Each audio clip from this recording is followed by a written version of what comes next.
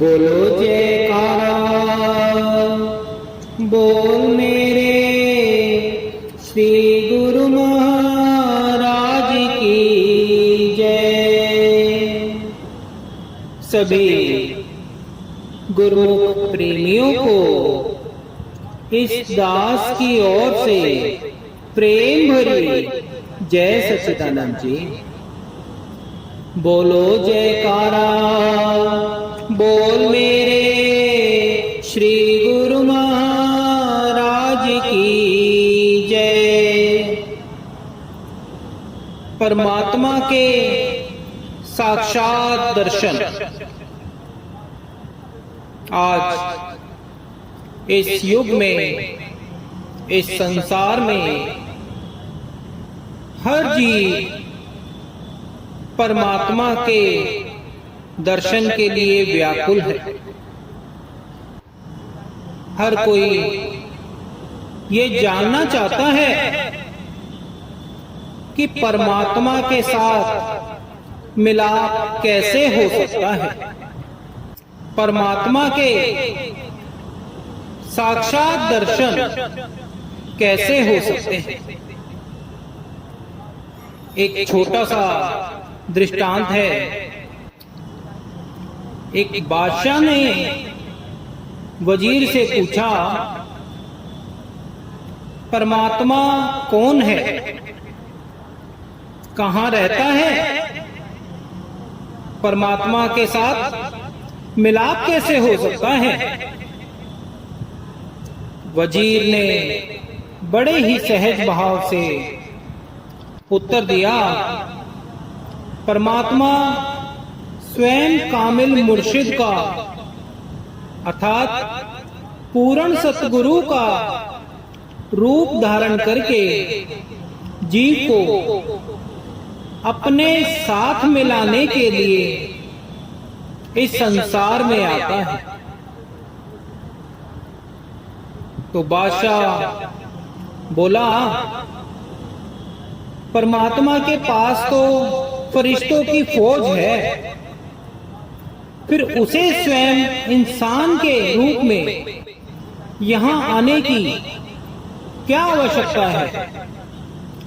इस इंसानी रूपी इतनी मुश्किलों का सामना करने की क्या आवश्यकता है।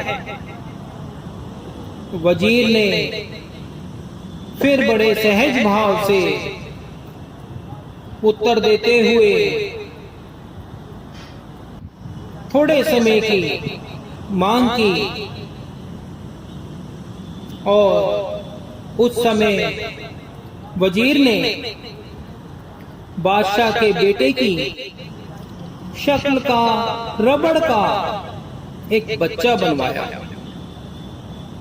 और जिस समय बादशाह रोज सुबह सैर के लिए तालाब के किनारे जाते थे, उस समय उस रबड़ के पिपले को तालाब में फेंक दिया।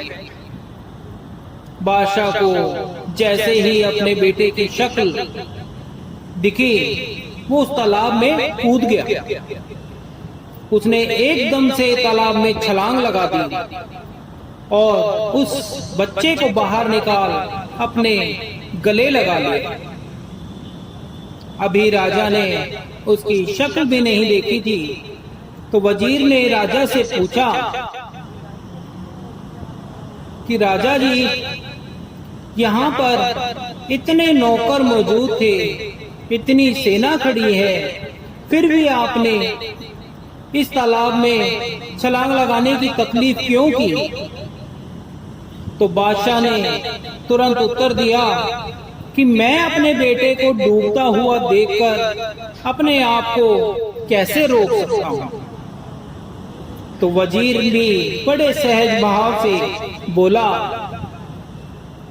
कि हे बादशाह, यही आपके सवाल का जवाब है कि जब परमात्मा रूहों को अपनी जुदाई में तड़पते हुए देखता है, तो उससे भी अपनी रूहों का दर्द सहन नहीं होता है।